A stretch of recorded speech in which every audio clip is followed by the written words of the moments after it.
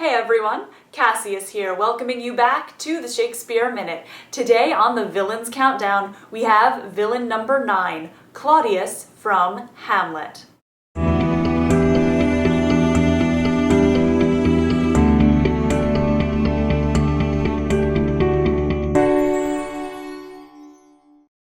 Claudius, of course, is the king of Denmark who murdered his brother, old King Hamlet, and married his brother's wife, Gertrude. He now has his brother's crown, his brother's wife, and indeed everything about his brother's life, and of course a rather interesting stepson situation. Well, Claudius, of course, is a villain, but what's interesting is that what he did is mostly in the past, or at least the big action of his is in the past. He killed his brother, but now he's the king, and he's trying to keep the ship upright. He is first seen presiding over his court and taking care of many different situations, including an impending war in Norway, which he dispatches rather effectively using diplomatic solutions, and that in fact never becomes a big problem for him. So it's not the typical introduction for a villain. We see him doing normal things, in fact doing his job and doing it pretty well, or at least that's what we can glean from what we see. And we here dispatch you, good Cornelius, and you, Baltimore, for bearers of this greeting to old Norway, giving you no further personal power to business with the king, more than the scope of these dilated articles allow.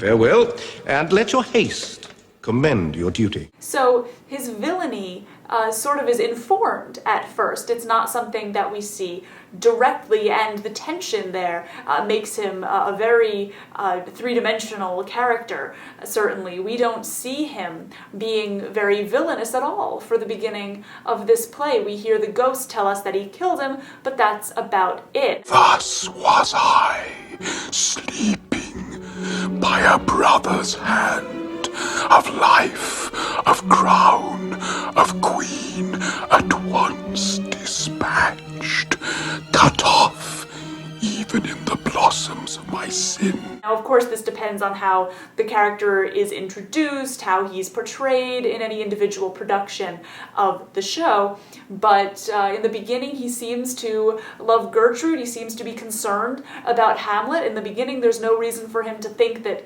Hamlet suspects him, so he tries to find out why Hamlet is so troubled, and he seems to just be doing his job at the very least, even if he doesn't care personally. It's something to be done to maintain order at court. So that's him in the first few acts of this play. However, then we get the play within a play scene where he freaks out.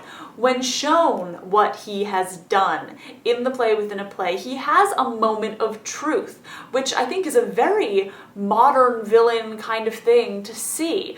It's not just something that you see in the archetypes here. Villains sometimes will go crazy, even in the archetypes, because of the oppression of what they've done. But this kind of moment of truth where he's seen what he did, and then he goes to pray to see if he can be absolved of his crimes.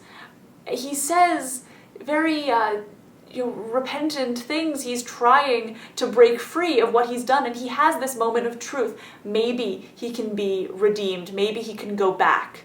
And then he chooses not to. He realizes Hamlet is a threat, and he sends him off to be killed, and that, I think, really seals his fate. Of course, he continues to try to kill Hamlet after sending him to England doesn't work. He works with Leontes, and he really starts to spin out. If you think about it, the poison wine thing makes no sense at all, but that's a future video there. He certainly does, however, start to deteriorate in terms of how sharp his thinking is and what will work to affect the change he wants. And he descends into villainy. He really does. He has his moment of truth, and he backs away from any sort of redemption, which is very deeply villainous, of course, but also a very three-dimensional, very compelling plotline that I think resonates a lot today in terms of how we like an anti-hero or a very gray villain, someone who's not just a shrieking tyrant or something.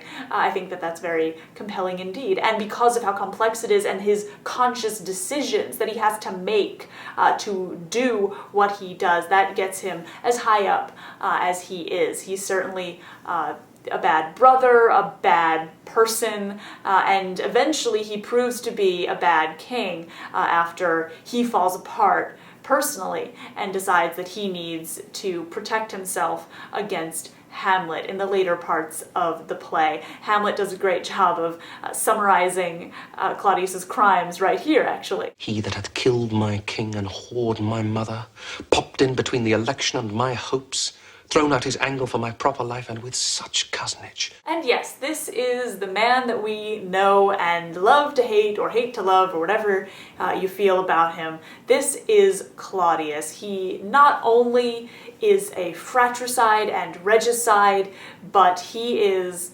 also a vicious tyrant who needs to kill to keep afloat. Again, something we've seen a lot on the countdown recently, and we'll see again, but it is something that in his case becomes very interesting because he has a very intricately drawn glimmer of conscience, which makes him all the more awesome. Pray can I not, though inclination be as sharp as will? My stronger guilt defeats my strong intent.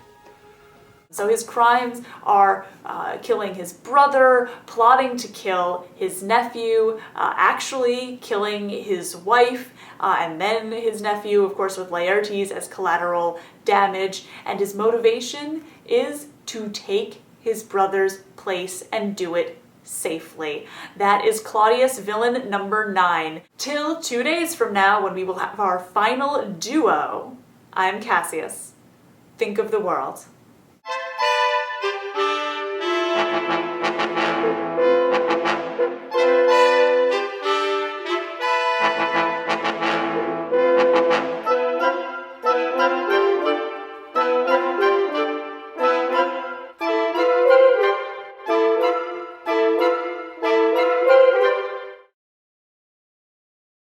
Thou mayst not coldly set ourselves in process, which imports at full, by letters congruing to that effects the present death of Hamlet! Do it, England! For like the hectic my bloody rages, and thou must cure me, till I know this done, howe'er my haps, my joys were ne'er begun.